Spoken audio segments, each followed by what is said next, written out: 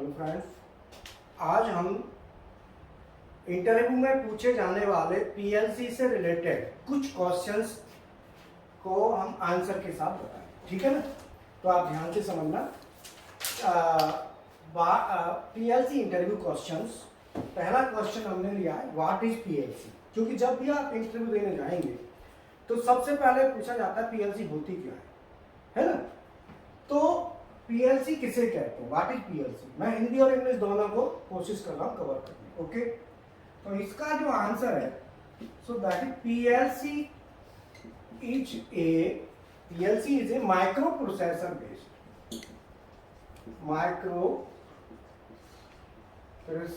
Based solid state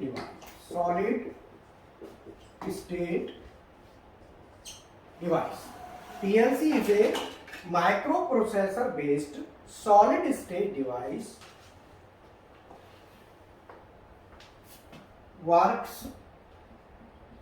on the principle of logic gates। मतलब logic gates के principal पे ये काम करती है। ठीक है ना? तो सीधा सीधा है, इंटरव्यू में आपने सीधा बताना है कि PLC micro processor based solid state device. Micro processor का मतलब उसमें माइक्रो प्रोसेसर होता है, सॉलिड स्टेट का मतलब उसमें कोई मूविंग पार्ट नहीं होगा, और लॉजिक गेट के प्रिंसिपल पे काम करती है। जो गेट हमारे होते हैं, एंड गेट और गेट लैंड और जितने भी गेट हैं, उसी के आधार पे काम करते हैं। क्वेश्चन नंबर 2 हमारा है पीएलसी कितने प्रकार की होती है।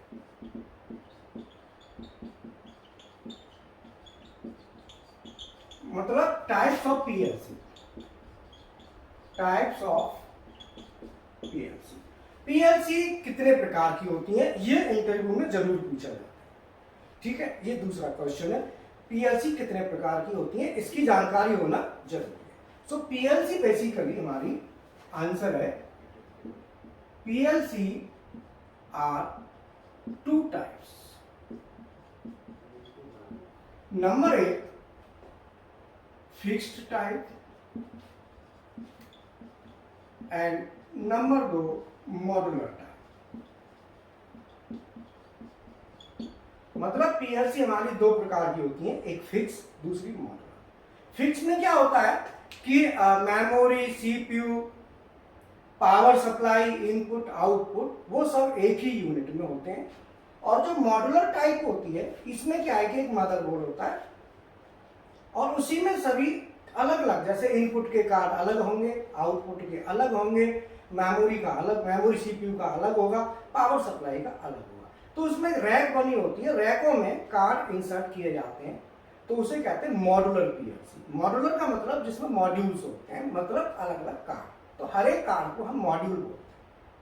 अब उसमें इनपुट के कितने कार्ड लगाने, आउटपुट के कितने लगाने, अगर हम बात करें कहाँ पर ये यूज होगी, कहाँ पर ये होगी, तो फिक्स वाली यूज होती है जब हमारे इनपुट आउटपुट की संख्या कम हो, और मॉड्यूलर वाली यूज होती है जब हमारे इनपुट आउटपुट की संख्या ज्यादा।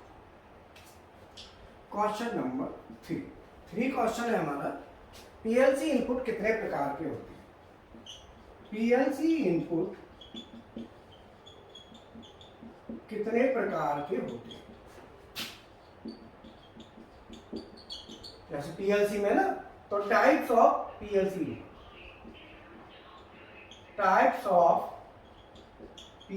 इनपुट। पीएलसी के इनपुट कितने प्रकार के होते हैं। पीएलसी के इनपुट 3 प्रकार के होते हैं। Answer PLC input are 3 types. Number 1 digital input, number 2 high speed input, और नंबर 3 एनालॉग। ये 3 तरह के हमारे इनपुट होते हैं पीएलसी के। ठीक है, अगला question,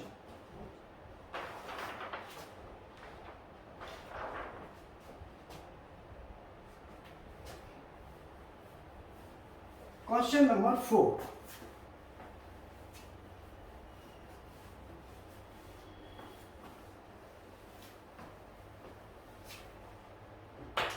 question number 4, PLC output कितने प्रकार के होते हैं?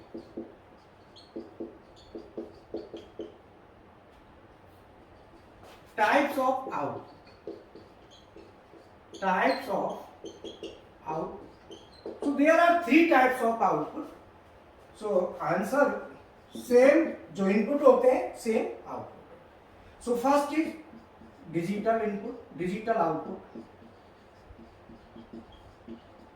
Second is high speed output. And third is analog output. ठीक है। क्वेश्चन नंबर 5, ये क्यों पूछा जाता है? क्योंकि पीएलसी में इनपुट के बारे में वही कौन कौन से इनपुट होते हैं, कौन कौन से आउटपुट होते हैं, तो ये क्वेश्चन हमारा बनता है। तो question number 5, PLC input control कितने प्रकार के होते हैं? पीएलसी इनपुट कंट्रोल कितने टाइप के होते हैं? कितने टाइप के, मतलब types of input, types of input control. तो पीएलसी का इनपुट अलग चीज है और इनपुट कंट्रोल अलग है। सो कंट्रोल जो होते हैं वो हमारे होते हैं number 1 source type, number 2 sink type, और number 3 source oblique sync type. So this is answer of this question. Question number 6. PLC output control कितने प्रकार के होते हैं? मतलब types of output control. So that is types of output control. Types of output control. So output are also 3 types. Output 3 प्रकार के होते हैं। First is relay output, second is transistor source output, and third is transistor sink output. ठीक है। Relay output को कहते हैं हम एसी डीसी आउटपुट, और ट्रांजिस्टर दिस इज डीसी और this is DC. Transistor source में पीएनपी होता है और इसमें एनपी। तो ये जो मेन क्वेश्चंस हैं जिनके बारे में आपको इतना जानकारी जरूरी, इंटरव्यू कोई भी लेगा तो आपसे ये क्वेश्चन पूछेगा, क्योंकि मेरा इंडस्ट्रियल एक्सपीरियंस है ना, 15 ईयर इंडस्ट्री में काम किया है मैंने भी। पहले इंटरव्यू दिए हैं, फिर बाद में काफी इंटरव्यू लिए हैं, क्योंकि 15 साल इंडस्ट्री में ही मैंने काम किया। ठीक है ना। तो बेसिकली 6 क्वेश्चन। अगला क्वेश्चन लेते हैं। Question number 7। तो क्वेश्चन नंबर 7 में देख लेता हूं। क्वेश्चन नंबर 7 पीएलसी का आरएलसी का difference in PLC and RLC, मतलब पीएलसी एंड आरएलसी में अंतर। पीएलसी और आरएलसी में क्या अंतर है? मेन अंतर, वैसे तो काफी डिफरेंसेस आएंगे, लेकिन मेन हम अंतर कौन सा लेंगे? Main.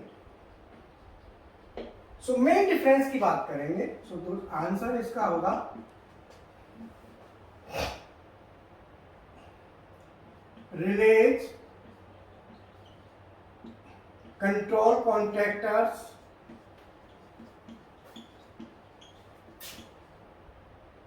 Timers and counters of RLC are replaced by software in PLC।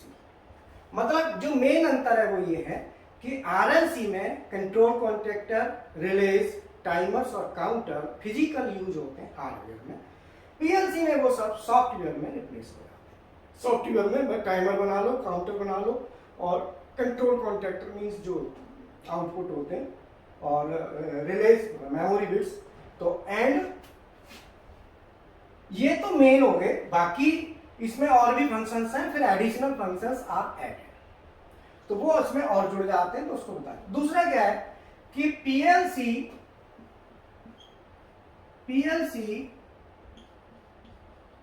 Scan logic sequencing, जबकि आरएलसी स्कैन लॉजिक पैरेलल। मतलब आरएलसी जो है ना लॉजिक को पैरेलल स्कैन करता है, जबकि पीएलसी उसको सीरियल से एक सीक्वेंस में स्कैन करता है। So next question number 8, PLC तथा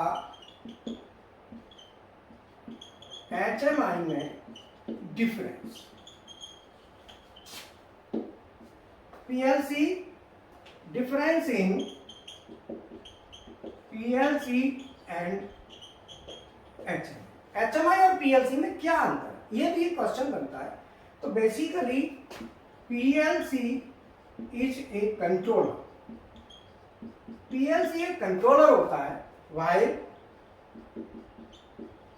एचएमआई इज ऑपरेटर पैनल। मतलब पीएलसी तो एक कंट्रोलर है, लेकिन एचएमआई क्या है, एक ऑपरेटर पैनल है, जो पुश बटन स्टेशन वाला होता है, उसको हम एचएमआई से रिप्लेस करते हैं। So question number 9,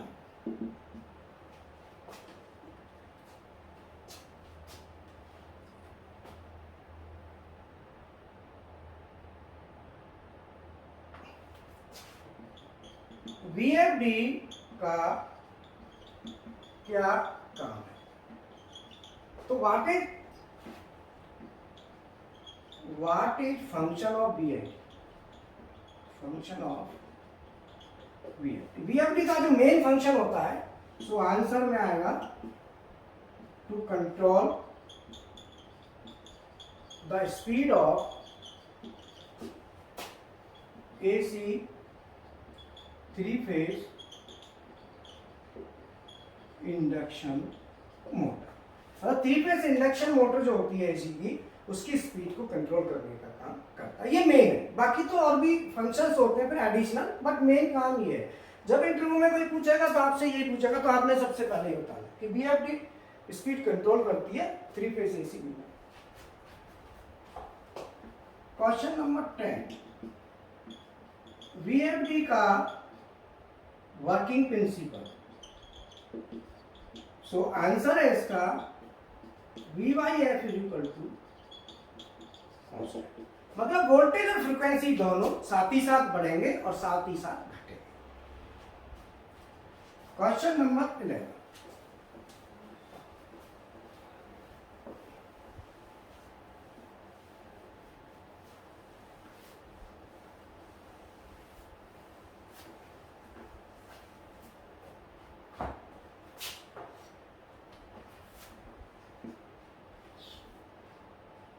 next question अभी कहां तक था मेरे को आइडिया नहीं है उसका, मैं क्वेश्चन लिख देता हूं इसमें।